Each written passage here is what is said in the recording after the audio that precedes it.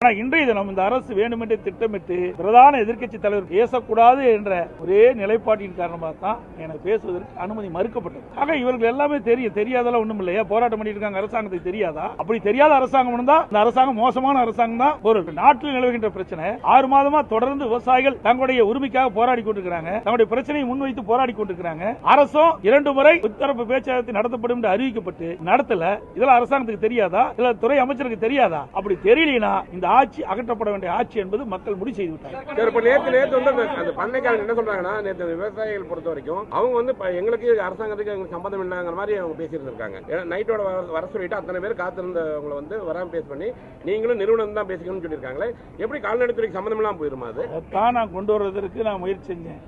ஆனா இந்த அரசாங்கம் விவசாயிகள் பக்கம் இல்ல, இந்த முதலாளி பக்கம் இருப்பதாகத்தான் தோன்றுது. ஏன்னா உண்மையிலேயே இந்த விவசாயிகள் பாதிக்கப்பட்டிருக்கின்ற நிலை தெரிஞ்சிருந்தா, தொழிலாளர் பாதிக்கப்பட்டு தெரிஞ்சா உடனே இன்றைக்கு எடுத்திருப்பாங்க. விவசாயிகள் சங்கத்தை கூப்பிட்டு மட்டும் பேசினா நிறைய பேர் நேற்று மகளிர் அவ்வளவு தூரம் வந்துட்டு அதுதான் புலம்புறாங்க. எங்களை வர சொல்லிட்டு திடீர்னு கேட்டா நீங்க வந்து நிறுவனத்துக்கிட்ட பேசிக்கீங்கன்னு சொல்றாங்க. ஏற்கனவே 2 முறை முத்தரப்பு பேச்சுவார்த்தை நடத்தணும் அரசாங்கம் அறிவிச்சுட்டு பின்வாங்குதுன்னா என்ன அர்த்தம்? இதுல ஏதோ நடக்குதுன்னு தான் அர்த்தம்.